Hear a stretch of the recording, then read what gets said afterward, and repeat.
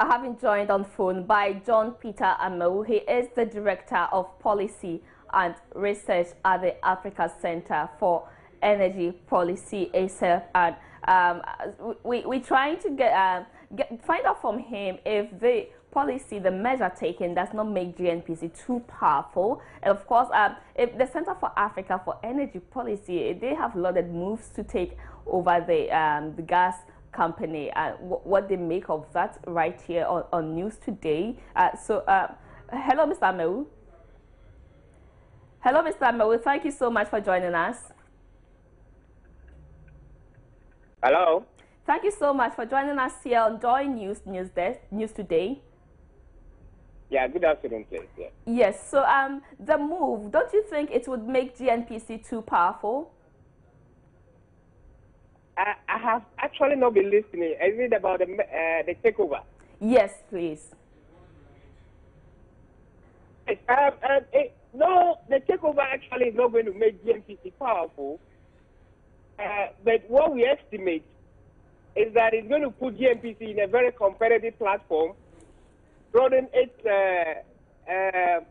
asset base, and make its income statement look so attractive for its exploration and attractive to the offshore partners.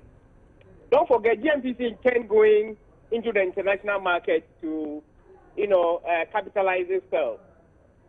This sector is a capital intensive. And so we think that this is an opportunity for GNPC, to portray a different aspect of its financial business to the external world. Again, the question of the ownership of the gas was an issue we raised over and over again.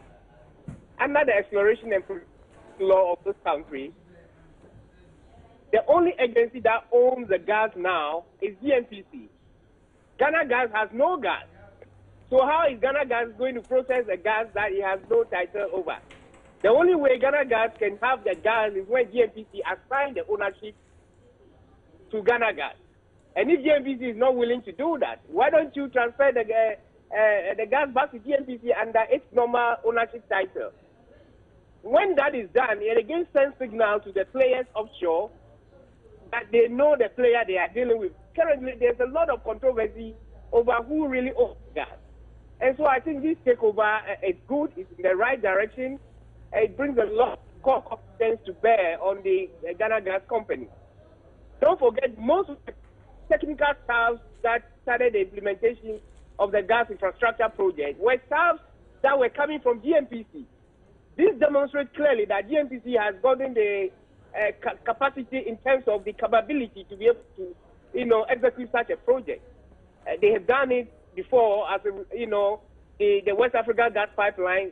Some of the GNPC staff were also on that project, so they've gotten the experience, over the period to be able to do this. We don't want to see Ghana Gas become another ECG in the downstream sector, if you are not careful, where the financial statement is going to be worsened, and Ghana Gas will not be in a position to buy gas from any, offshore producing company. So it is better the person who owns the gas goes ahead to take ownership of the gas. Don't forget, we are seeing how ECG is because of its balance sheet, where ECG is not able to, advance money to the IPPs, or to attract independent players. If you are not careful, Ghana Gas will turn another ECG in this country. And so I think that the best alternative is for GNPC, to take over Ghana Gas for smooth operation. But don't you also think that the boardroom wrangling, won't it affect the company in any way? Of course, this boardroom wrangling is a result of private, independent political interest. That is what we are seeing. And it's a result of government's own indecision, about the energy sector. Don't forget, government keeps on promising each day and out about how to address this energy solution. Don't forget, any particular day that we have lights out in this country, there are individuals in this country that make millions of money out of it. And so to such individuals, it will always be an interest to them to make sure that we remain as we are. And so I think the proper government come out clearly, to give a right indication of actually what it needs to do. Why should government be sitting down with this boardroom wrangling? It's not necessary at all. It's because of independent, interest. And that is why we are here today. So I think government has to come out clearly to demonstrate that it has the interest of this country at heart. the suffering Ghanaians are going through is too bad. And for independent players to sit down and think that the right thing should not be done, I don't think we are ready for that now. Could that really jeopardize the takeover? Hello? Could that jeopardize the takeover? Of course, it will. It will jeopardize the takeover because, as I'm telling you now, there are people out there who think that this takeover should not happen.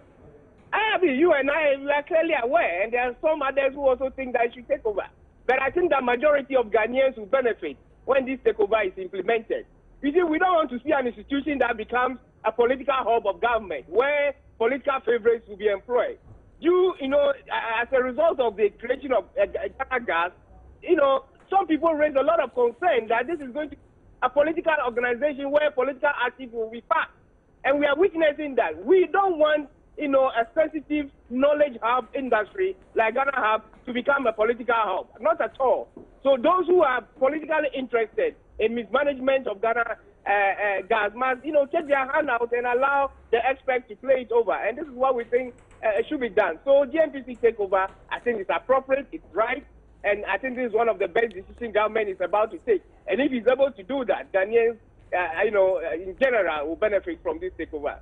Right. Thank you so much, Mr. Amewu. We have been talking to Peter Amewu. He is the director for Center for Energy Policy, that's ASEP.